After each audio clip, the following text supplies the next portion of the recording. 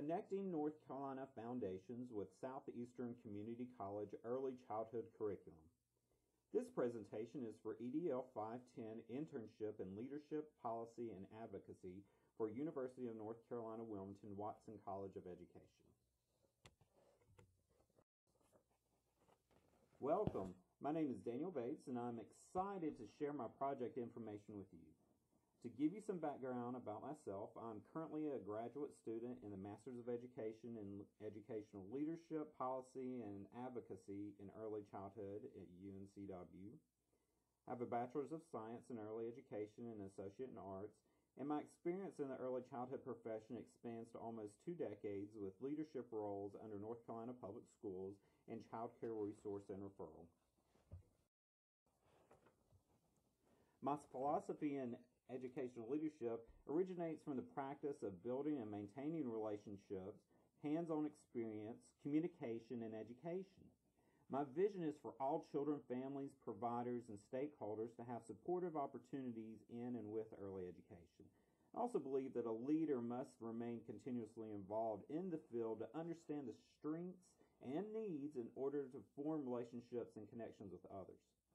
I also believe that a combination of experiences, involvement, and education are important for a modern leader to have in order to become a strong advocate.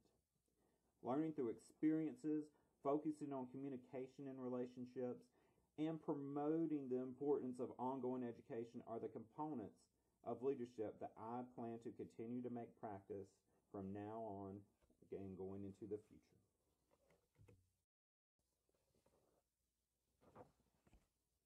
This internship project is a combination of research of service for Southeastern Community College Early Childhood Education Program. According to the internship coordinator, college instructor Natalie Rackley, a recent statewide initiative is requiring colleges and universities to incorporate North Carolina Foundations into the curriculum. Now, as a part of the college's mission for early childhood, using curriculum strategies prepares students to work with children in diverse environments. These students practice the curriculum with real-world applications of learned procedures and theories in early childhood coursework. This includes experience using the on-site lab located on the campus in the Early Childhood Learning Program, which is one of the few regulated child care programs housed in a North Carolina community college.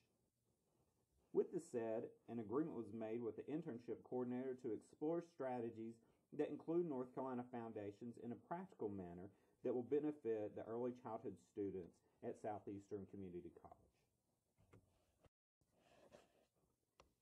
To provide you with some background information about North Carolina Foundations, according to the North Carolina Infant Toddler Early Learning Task Force and North Carolina Early Learning Standards Task Force for North Carolina preschoolers, North Carolina Foundations began as a thin spiral set of guides to describe the characteristics, skills, and knowledge we want children in North Carolina to develop for those infants, toddlers, and preschoolers. As an interesting side note, Southeastern Community College has a connection with the North Carolina Foundation's version for preschoolers. The college's own Lauren Cole was in charge of the early childhood programs on campus at the time of the creation of that guide. She contributed to it as a part of one of the higher education representatives from the state. She now serves as one of the college's vice presidents.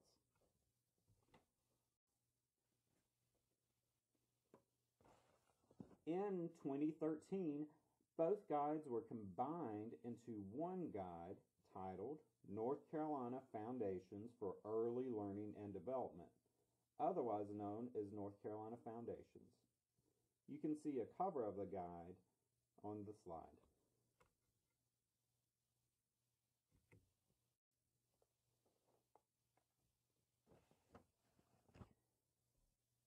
This tool serves as a guiding resource that supports learning and development for children ranging from infants to older preschool children.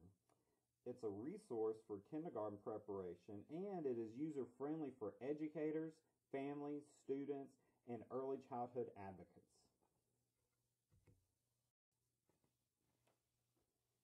Since my background in early education was primarily with school-age care, Ms. Rackley suggested that I break down North Carolina foundations to gain a better understanding. First was obviously understanding the purpose, as previously mentioned. The next was to focus on the 5 domains, which are approaches to play and learning, emotional and social development, health and physical development, language development and communication, and finally, cognitive development. Each domain can be broken down further into a subdomain category, such as learning about feelings under emotional and social development, with goals and developmental indicators, which gives specific information about what a child should know at a particular age.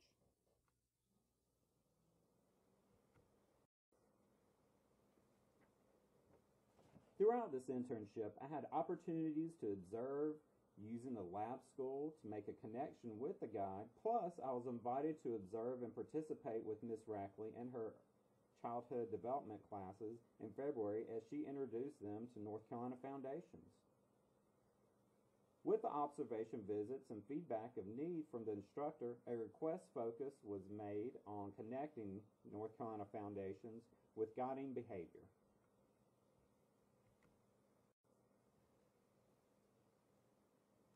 In preparation, online research from Penn State and the Center on the Social and Emotional Foundations for Early Learning assisted with this focus of what guides behavior, understanding temperament.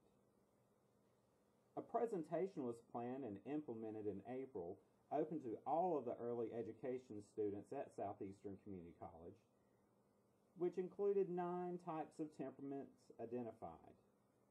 They are activity, regularity, reaction or approach withdrawal, adaptability, intensity, which consists of emotional responsiveness, mood, distractibility, persistence or ability to focus on a task, and sensory threshold, which is sensitivity to any stimulation.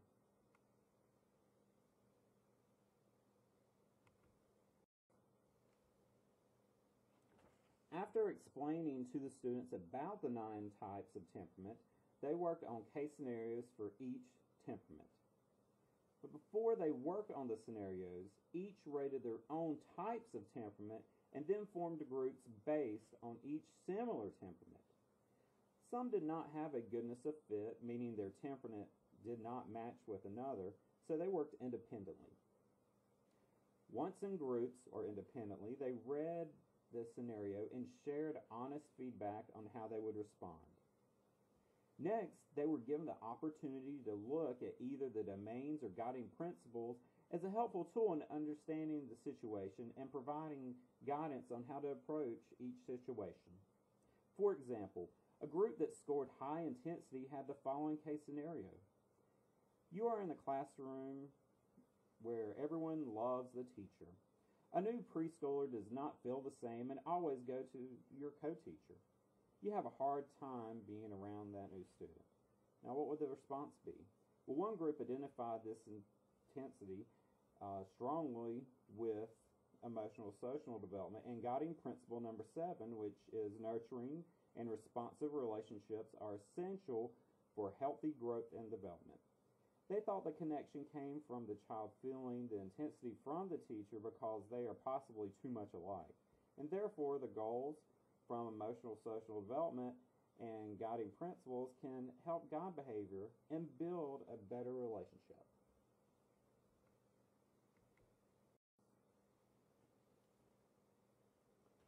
Upon completion of this presentation, students made practical use of North Carolina Foundations better than anticipated. They actually connected all the behavior strategies for temperament with both the domains and guiding principles. When I verbally asked about the connections, I quickly wrote down a couple of the responses, such as, this was an effective use of North Carolina Foundations and temperament, and this makes sense to use for guidance.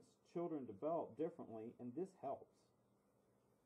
Still curious about one of my original ideas for technology usage in this internship, I asked students their thoughts on connecting technology and North Carolina Foundations. Interesting enough, some students immediately referenced guiding principle number 6 that discusses culture. Each culture has a wealth of strengths, and because the guide is new, for such a rural area, having access to the guide is probably the best resource for now. With that said, I provided a free resource link that gives the opportunity to answer a poll anonymously through text or web link. This may be helpful to gain any additional information and share with their programs that they decide to work with in the future. To provide some experience, I created a post survey in which students immediately responded. That can be seen from this screenshot.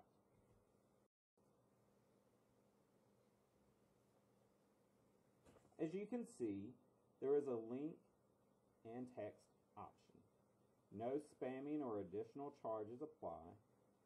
The results also are documented and what time they come in as seen, and the poll can be locked after X amount of time.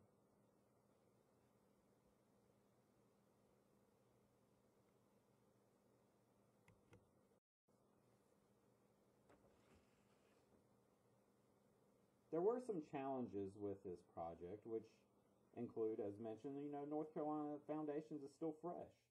Just as the students mentioned, there are not a lot of resources just yet to share with families, especially through technology, unless they go to the North Carolina Foundations guidebook link.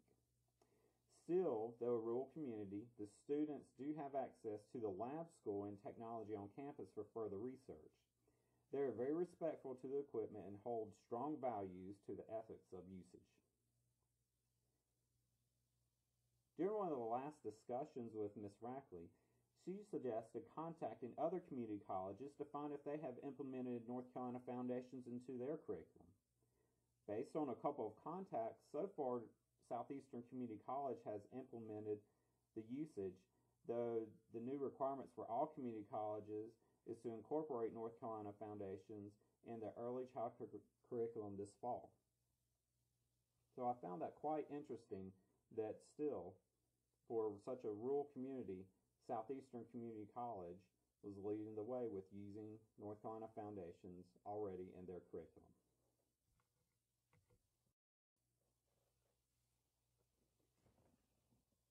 I enjoyed this experience as it gave me the opportunity to actually examine the new guide and create some strategies for students that gave them opportunities to connect North Carolina Foundations with temperament and guiding behavior. This experience reflected my philosophy, which examined modern usage of a new guide in education on a college level and provided learning experiences for myself, but also for the instructor and her early childhood college students. I am thankful to Southeastern Community College Early Education Department for this opportunity, and they're advocating for well-prepared early education leaders.